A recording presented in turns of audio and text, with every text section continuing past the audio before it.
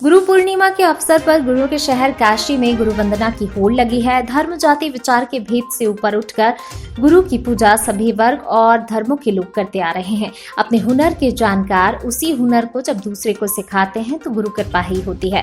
पातालपुरी सनातन धर्म रक्षा परिषद की ओर से पातालपुरी मठ नर हरिपुरा में गुरु पूर्णिमा कार्यक्रम का आयोजन किया। पातालपुरी मठ के पीठाधीश्वर महंत बालक दास जी महाराज का दर्शन कर आशीर्वाद लेने के लिए गांव-गांव से लोग पातालपुरी मठ पहुंचे। मुस्लिम महिला फाउंडेशन की नेशनल सदर नाजनीन अंसारी, जिन्हें हनुमान चालीसा फेम नाजनीन अंसारी भी कहा जाता है, नाजनीन अंसारी भी मुस्लिम महिलाओं के साथ मठ में पहुंची और वहां उन्होंने बालक दास जी की आरती कर श्री राम नाम का दुपट्टा भेंट किया। मुस्लिम राष्ट्रीय मंच के पूर्वांचल सह संयोजक मोहम्मद अजहरुद्दीन, अफसर बाबा, शफीक अहमद आदि मुस्लिम बंधुओं ने भी बालक दास जी का दर्शन किया।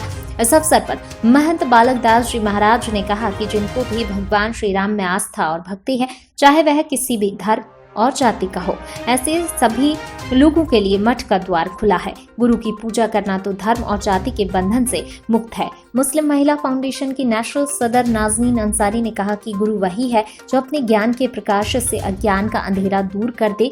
बिना राम भक्ति के अज्ञान का अंधेरा दूर होने वाला नहीं है। मैंने राम भक्ति का दर्शन अपने गुरु बालक दास जी से सीखा है। आज उनकी आरती कर सम्मान देने में गर्व का अनुभव हो रहा है।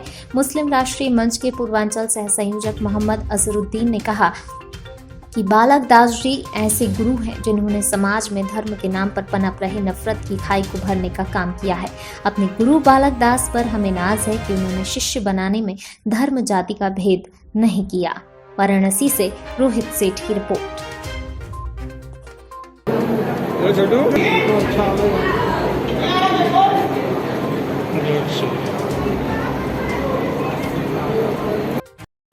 सभी लोगों को मेरा यही संदेश है कि गुरु और शिष्य का एक ऐसा रिश्ता है जो किसी धर्म, जाति, किसी मजहब के बंधनों में बंधा हुआ नहीं है। वो इन सारी चीज़ों से ऊपर है, क्योंकि गुरु जो है वो अपने शिष्य को जब शिष्य बनाता है तो वो किसी ये नहीं देखता कि किस धर्म और जाति से ताल्लुक़ रखता है। और कबीर दास जी और रामानंद जी की जो गुरु शिष्य परंपरा चली आ रही है प्राचीन काल से, वो आज पातालपुरी मठ में वो आज भी जीवित है।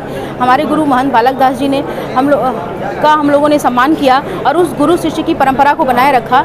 हमारी सनातन संस्कृति हमें अपने गुरुओं का सम्मान करना सिखाती है, क्योंकि हमारी गुरु शिष्य परंपरा जो है वो प्राचीन आदि अनंत काल से चली आ रही है।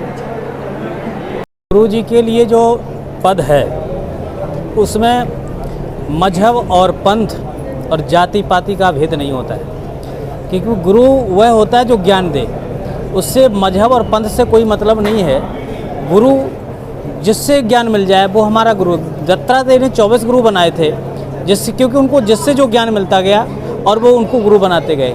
तो गुरु की पूजा हर धर्म का व्यक्ति कर सकता है, हर मजहब का व्यक्ति कर सकता है, हर संप्रदाय का व्यक्ति कर सकता है, हर जात पात का व्यक्ति कर सकता है। गुरु का स्थान जो होता है उसमें कहीं से कोई भेदभाव नहीं होता है, और ना कोई उसको ये कह सकता है कि हमारे गुरु जी हैं तो हम ना पूजें, वो हमारे नहीं है, वो हमारे नहीं। ऐसा नहीं।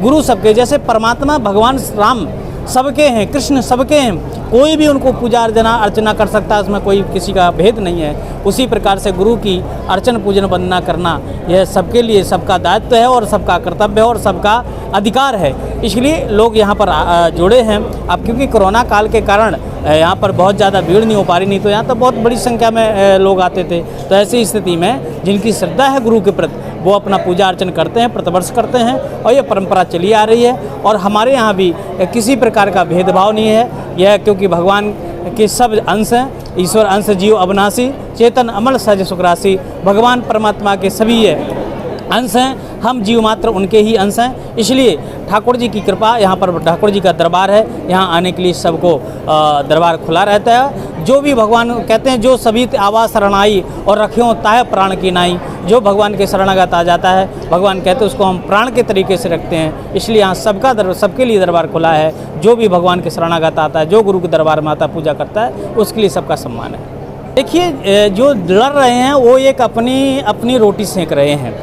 चाहे वो अपनी राजनीति चमकाना चाहते हों, चाहे वो किसी प्रकार का स्वार्थ में जी रहे हों।